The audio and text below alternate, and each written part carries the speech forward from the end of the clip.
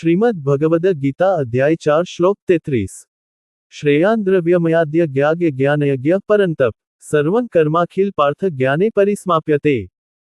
हे शत्रुओનું દમન કરનાર, જ્ઞાનયજ્ઞ કોઈપણ ભૌતિક અને દ્રવ્ય યજ્ઞ કરતા શ્રેષ્ઠ છે। હે પાર્થ, અંતત સર્વ કર્મયજ્ઞોની પરાકાષ્ઠા દિવ્ય જ્ઞાનમાં રહેલી છે। શ્રીકૃષ્ણ હવે પૂર્વે વર્ણિત યજ્ઞને ઉચિત પરિપ્રેક્ષ્યમાં પ્રસ્તુત કરે છે। તેઓ અર્જુનને કહે છે કે શારીરિક ક્રિયાઓ દ્વારા ભક્તિ કરવી એ ઉમદા છે, પરંતુ પર્યાપ્ત નથી। કર્મકાંડી અનુષ્ઠાનો, વ્રતો, મંત્રજાપ, પવિત્ર તીર્થસ્થાનોની યાત્રા, આ સર્વ ઉત્તમ છે, પરંતુ જો તેનું અનુપાલન જ્ઞાનપૂર્વક નહીં થાય તો તે કેવળ શારીરિક પ્રવૃત્તિ બની જાય છે।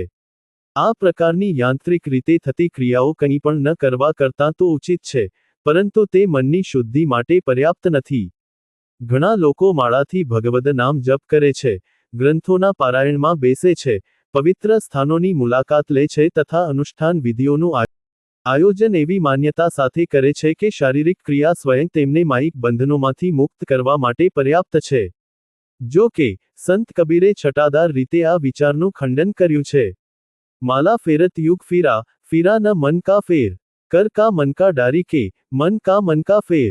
હે આધ્યાત્મિક અભિલાષી, તું અનેક યુગોથી માળા ફેરવે છે, પરંતુ મનનું છળ કપટ સમાપ્ત થયું નથી।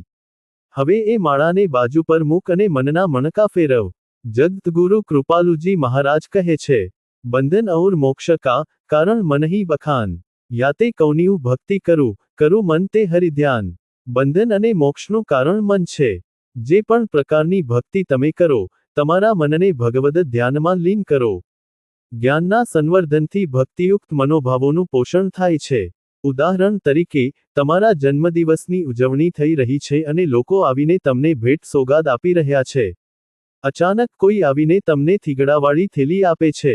તમે તે થેલીને તિરસ્કારપૂર્વક જોવો છો અને વિચારો છો કે તમને મળેલા અન્ય સુંદર ઉપહારોની સરખામણીમાં આ સાવ તુચ્છ છે। પેલી વ્યક્તિ તમને એ થેલીની અંદર જોવા માટે વિનંતી કરે છે। તમે તે ખોલો છો અને તેમાંથી તમને 500 રૂપિયાની 100 નોટોની થપ્પી મળે છે।